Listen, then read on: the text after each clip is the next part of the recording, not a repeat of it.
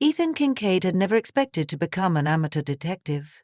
He was a single father who preferred simple routines: breakfast with his daughter Summer, a comfortable day working from home, dinner in the cozy kitchen of their little cottage, and then perhaps an evening stroll along the beach.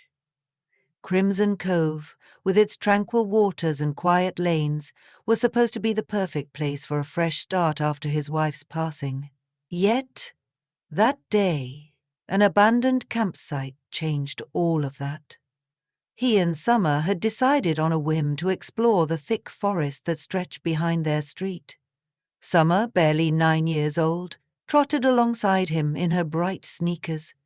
She clutched a small notepad, eager to note down the birds she spotted. As they meandered past towering pines, the sea-scented breeze mingled with the tang of pine needles. It was the kind of day that made Ethan grateful for Crimson Cove. There was solace in nature that no therapist's office could replicate.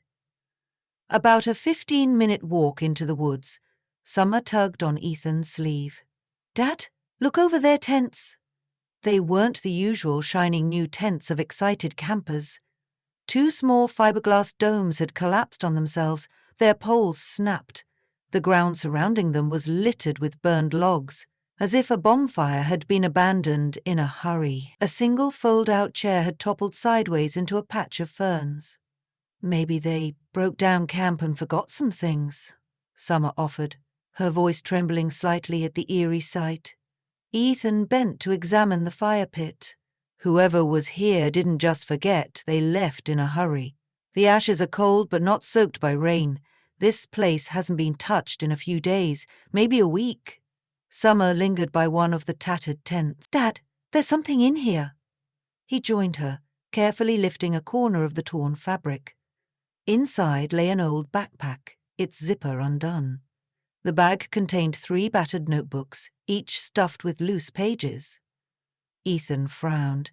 People generally didn't abandon personal journals. Curiosity nibbled at him.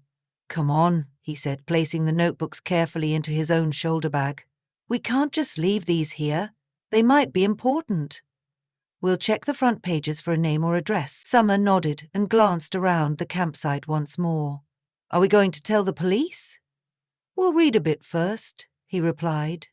"If it looks like a crime was committed, we'll let them know." They left the eerie spot, heading back to their warm, familiar home. That night, after Summer was safely tucked into bed, Ethan sat in his small living room. The journals, loosely bound with rubber bands, lay before him on the coffee table. The topmost volume had the initials HN scrawled in thick blue marker on its cover. He opened it. The first pages described daily activities: bird watching, a fondness for the local theatre, references to Crimson Cove's main attraction, the waterside stage troupe. The writer detailed how they admired the troupe's open-air performances in summer and holiday plays in winter. Beneath the ordinary notes, though, the entries became more unsettling. "The next production is The Silver Crown. My father was in the theatre business once, and I know how illusions can crumble. I know how to make them crumble. They refuse to let me help with the production. I'll show them what a mistake they're making." A chill pricked Ethan's skin. He flipped a few more pages. "I can't stand watching them succeed, while I'm left out. They'll regret overlooking my talents. Maybe a little sabotage here, a disguised voice there. I know the secret passages behind the stage. They're not as secure as they think." Ethan's pulse quickened. Had he stumbled upon the ravings of a disgruntled actor, or something more dangerous? He scanned entry after entry, each suggesting ways to sabotage the troupe-cut rope backdrops, tamper with the lighting system, publicly humiliate lead actors. The tone wavered from spiteful frustration to passionate obsession. He set aside that first journal and opened the second. This one felt more fragmented, as if the writer was losing organizational control. "I pitched my ideas to the stage manager. Denied. Again. But I've found a friend, someone who also wants to see them fail. We're meeting in the cemetery at night to exchange notes. Crimson Cove's cozy shops and pastel cottages hide too many secrets. Better to meet under tombstones. Ethan grimaced. The writer H hinted there was an accomplice. He thumbed to the back of the second journal, worried that the next revelations would be even darker. The plan is set. Next week's dress rehearsal might just end in a fiasco. Maybe I'll even make the chandelier fall. Then they'll wish they'd included me. That stage is older than they realize, and ropes can snap in a second. He pictured the lively theatre where he often took Summer. She loved the musicals and plays. They brought her out of her shell in the tough months after her mother passed. And now, reading these disturbing lines, he felt a protective urgency rise. The third notebook confirmed his fears. It was a ledger of sorts, listing potential acts of sabotage. Missing costume pieces, stolen props, wires undone, short-circuiting the stage lights. Though the pages lacked names, it was crystal clear the troupe was in serious danger. Ethan decided he had to investigate. The troupe's next production, The Silver Crown, was scheduled to open in 2 weeks, with final rehearsals in a matter of days.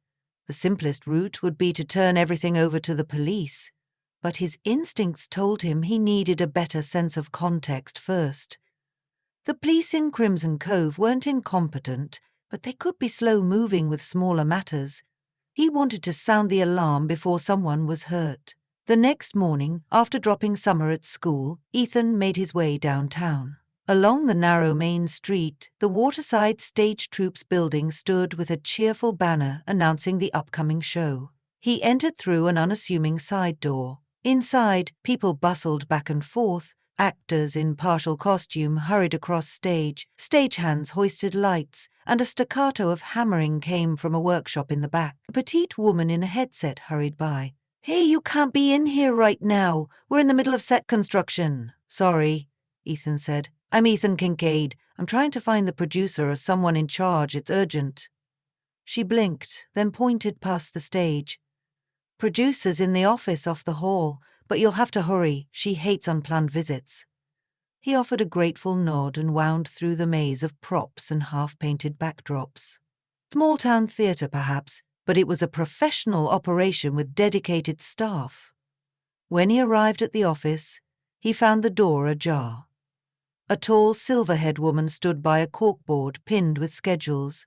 She was in her late 50s, wore a stylish blazer, and surveyed him through reading glasses. "Yes? Can I help you?" "My name's Ethan Kincaid.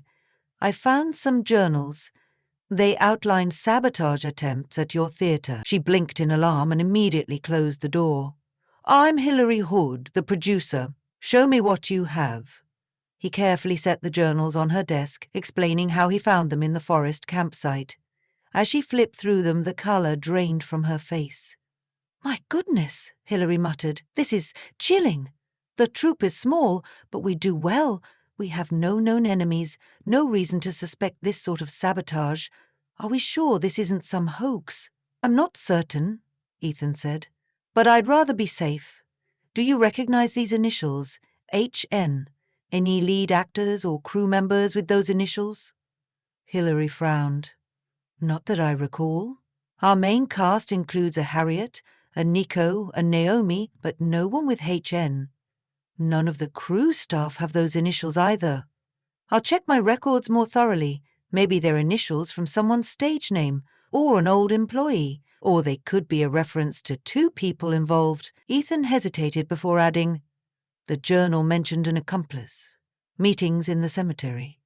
It's probably a big risk to do final rehearsals now if you don't know who's behind this." Hilary's features hardened. "We can't cancel. We've invested too much, and the show must go on. But we'll boost security. Will you share copies of these journals with the police?"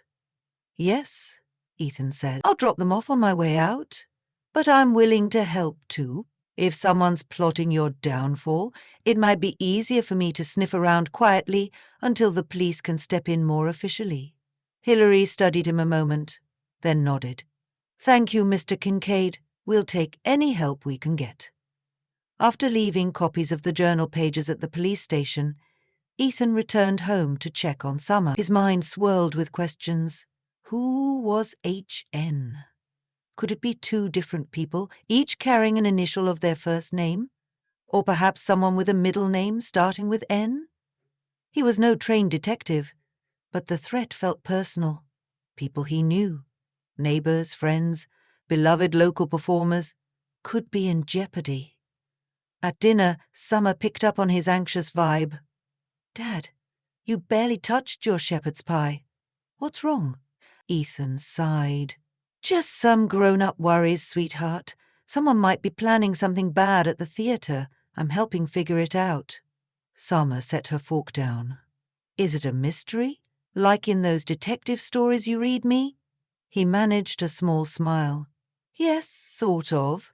But let's not worry. We'll figure it out."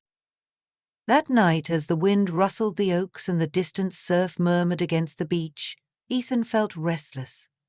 He sat on his bed and thought about the identities behind Henley. The journals also referenced a father in the theatre business, someone who felt slighted. Could that father be an ex-employee, a retired actor, or possibly a local drama teacher? He remembered an old rumor about a drama coach who'd parted ways with the troupe years ago under tense circumstances. The coach, Harold Nesbitt, had apparently been furious that no one appreciated his so-called avant-garde style. Ethan recalled overhearing bits of that story at the library. Could Harold Nesbitt's child? Harold Nesbitt was rumored to have a daughter named Harriet. Harriet Nesbitt? If so, that might match Harriet. But Harriet Nesbitt was in the troupe, wasn't she?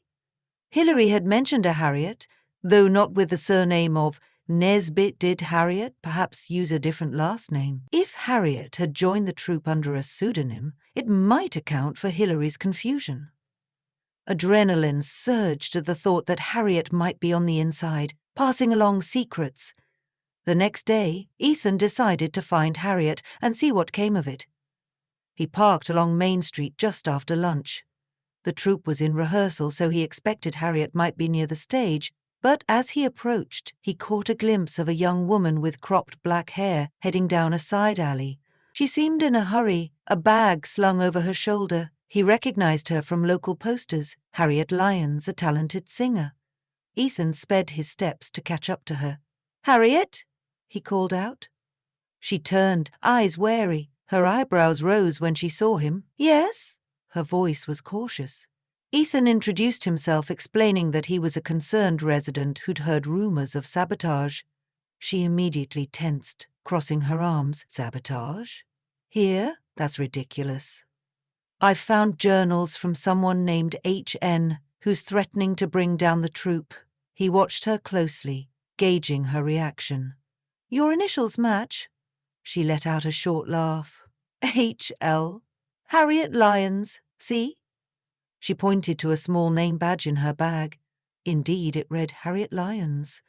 "Sorry, Mr. Kincaid, but my last name isn't Nesbitt, and I've never heard of a Harriet Nesbitt in this town." He apologized and thanked her for her time. She quickly excused herself, leaving him pondering if he'd run into another dead end or if Harriet Lyons was covering something up. He recalled that Hilary had mentioned the name Harriet, but had never assigned a last initial. Maybe Harriet had changed her name. Or maybe the real H.N. wasn't Harriet at all. Uncertain, Ethan entered the theatre building to check in with Hilary. She stood off stage, arms folded, as she watched actors rehearse a scene from The Silver Crown. When Ethan approached, she gave him a quick, questioning look. "Any developments?" she asked. He shrugged. "I talked to Harriet Lyons. She denies everything. Might be honest. Your Harriet might not be the Harriet Nesbitt rumored to exist. She certainly doesn't seem too eager to talk." Hilary sighed, pinching the bridge of her nose. "This is complicated. We need to ensure everything is safe for rehearsal tomorrow night. Costumes, props, especially the overhead rigging." Sensing her stress, Ethan said, "Let me do a quick walkthrough tonight.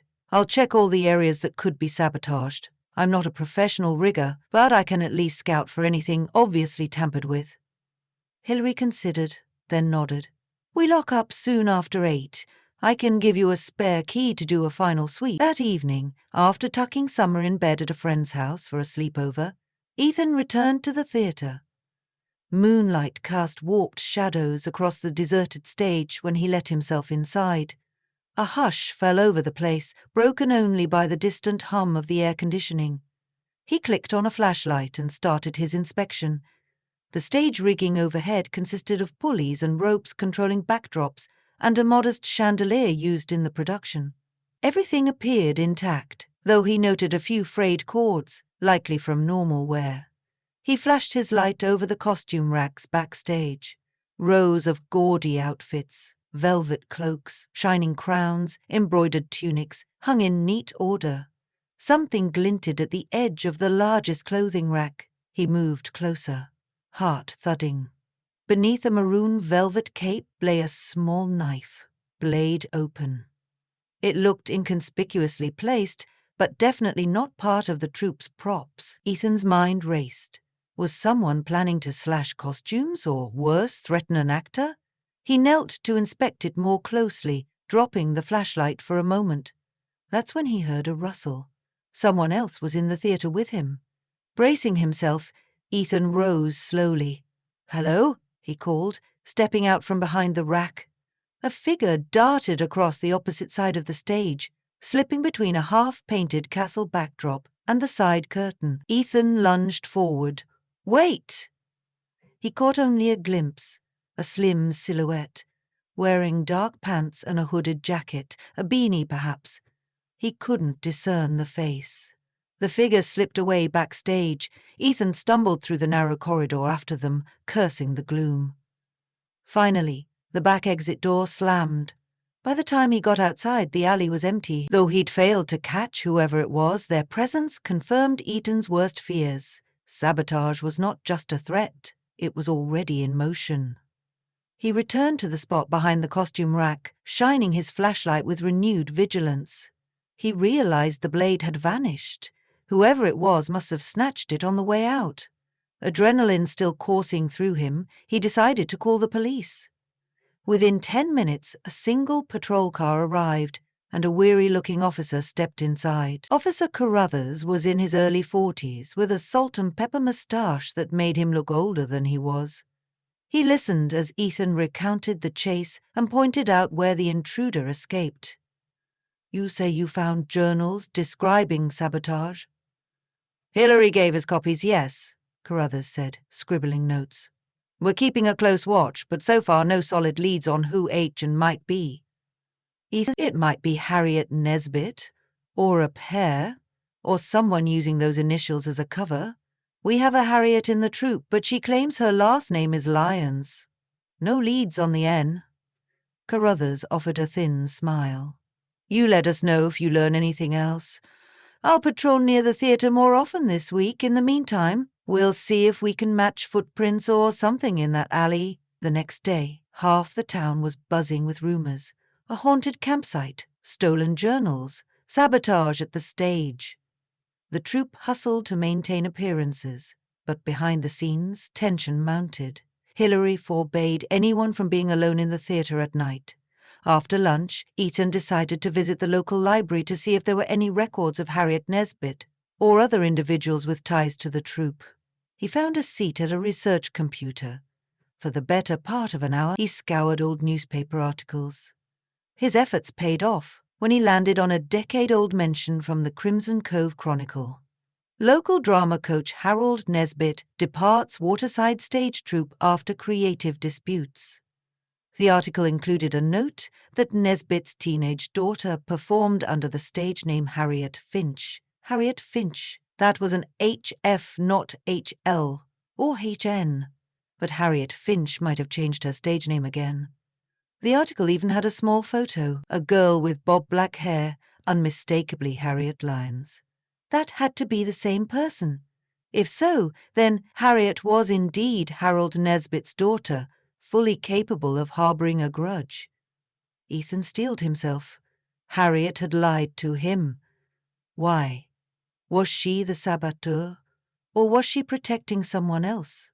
The journals referenced an accomplice, while the main culprit was someone else. His mind spun. A whispering voice in the back of Ethan's mind prompted him to return to the campsite. He and Summer had discovered the journals there, but perhaps he'd overlooked additional clues. So, after picking Summer up from school, he asked if she wanted to accompany him back to the forest. She enthusiastically agreed. "This time, we'll search more carefully," he told her, bringing a small flashlight and a pair of gloves. They retraced their steps to the spot. The tent still lay in disarray, crisp leaves covering some of the abandoned gear. It was eerily quiet. "I'll check the first tent again," Summer said, voice low. "You look at the other one." Ethan rummaged through the second tent. Aside from musty sleeping bags, he found nothing. After a moment, Summer's excited squeal drew him over. She stood near a trunk full of clothes he hadn't seen last time. The trunk's corners were rusted, and it must have been camouflaged under leaves before. Summer tugged it open. Inside lay a patchwork cloak, the same style used for medieval scenes. There was also an elaborate feathered mask. Ethan recognized them as Troupe costumes. If Harriet was involved, maybe she'd stolen them for sabotage, but the trunk also contained a scrawled meeting log for H&N. The top of the page read, "Keep track of tasks. Next meeting at the cemetery, 10 p.m. Below, lines were scribbled. "Stage manager convinced we're new interns, gained access to catwalk. He'd contraband in trunk near costumes. Will cause maximum chaos opening night." Ethan's heart pounded. 2 conspirators, H and N. Harriet was H? Who was N? Then he saw, written along the margin in shaky pen, Nate. That triggered a memory. Nate Ortez was a stagehand who joined the troupe last season, quiet, unassuming, and overshadowed by Harriet's flamboyant presence. Could they be working together? "Dad," Summer whispered. "Look, footprints." She pointed to fresh tracks leading away from the clearing, deeper into the forest. Ethan had to decide quickly whether to follow them. He hesitated to bring Summer any farther, but her curiosity gleamed. With caution, he consented. They moved slowly, twigs snapping underfoot as they tracked the footprints to a narrower path that finally led to the outskirts of a small clearing. A single tent sat at its center, not entirely hidden but likely overlooked by anyone who didn't venture off the main trail. Ethan motioned for Summer to stay behind him. He crept forward, hearing hushed voices. He recognized Harriet's voice, followed by a lower timbre, likely Nate Ortez's. Ethan carefully parted the branches. Harriet stood there, her black hair in a ponytail, tension etched in her posture. Nate, a lanky man in paint-splattered jeans, waved his arms as if agitated. "We shouldn't be meeting again," Nate hissed. "Too risky." "You want to fail? That troupe humiliated my father," Harriet retorted. "They deserve payback, and if we do this carefully, no one will suspect us. Tonight we'll cut the main rope for the chandelier so it falls during tomorrow's dress rehearsal. Then the sabotage is unstoppable." Ethan's heart hammered.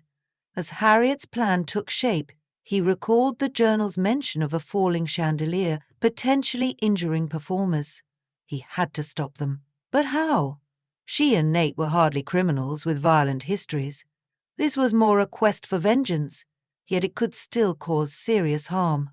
He quietly took his phone from his pocket and dialed the police. "Crimson Cove Police," came the tinny voice. "Officer Carruthers speaking." Ethan whispered, "Officer, it's Ethan Kincaid. I've found Harriet. Nesbit goes by Lyons and Nate Ortez. They're planning to cut the chandelier rope tonight. They're in a hidden clearing in the forest near the original campsite. Please come quickly." He gave directions as quietly as he could, hoping Harriet and Nate wouldn't overhear. Summer hovered, wide-eyed but calm. They waited, hearing Harriet and Nate continue to bicker. Finally, half an hour later, a crackle of radio static preceded the arrival of officer flashlights weaving through the trees. Harriet and Nate froze. A flurry of movement followed. as the police stepped into the clearing, guns drawn but pointed downward. Nate dropped a coil of rope in panic. Harriet tried to bolt, but Officer Carruthers cut her off. "Stop right there! Hands up!" he ordered. Ethan stepped out cautiously, Summer clutching his arm. Harriet stared at him, eyes filled with anger and betrayal. "You just couldn't stay out of it, could you?" Before Ethan could respond, the police detained both Harriet and Nate, removing a small folding knife and more rope from Harriet's bag. Harriet glared at him as they were led away. "They took everything from my father," she spat as a final retort. "Never recognized his talent." Officer Carruthers turned to Ethan with a solemn nod. "Thank you for your help. Another minute and we might not have caught them." Summer let out a trembling breath. "So, the show can go on without anyone getting hurt now, right?" Carruthers patted her shoulder kindly. "Yes, young lady, you helped your dad save the day." Back at the theater the next morning, Hillary's relief was palpable when Ethan gave her the update. "I can't believe Harriet Lyons was actually Harriet Nesbit," she murmured, shaking her head in stunned dismay. "Her father was brilliant, but he had a terrible temper. I thought Harriet might follow in his footsteps, but never expected this. And Nate, he was a stagehand we hired, a quiet kid. I guess he was easily manipulated."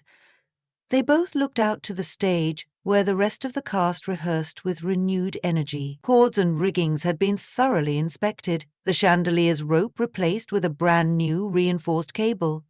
Police had made sure Harriet and Nate wouldn't cause any further threats. Another wave of gratitude washed over Hillary as she gripped Ethan's hand. "Thank you," she said. "You saved people from injury or worse, and you saved our production." Ethan realized that for once, since his wife's passing, he'd found purpose in helping others. That night, as the final dress rehearsal commenced without incident, he sat in the audience with Summer. The theater lights dimmed, and the stage blossomed with life, the very magic Harriet had wanted to destroy. Costume performers pranced under the bright glow, delivering lines with passion. The chandelier remained safely in place, glinting like a promise overhead. Summer leaned against his arm. "I'm proud of you, Dad," Ethan smiled. "Just doing what needed to be done." "Yeah, but you solved a real mystery," she insisted, eyes shining. "You're kind of a hero." Unaccustomed to such praise, Ethan ruffled her hair gently. In truth, he felt at peace for the first time in a long while. He couldn't change the past, couldn't bring back all the joy that once filled his family's life, but he could protect the present and the future, and tonight, that was more than enough.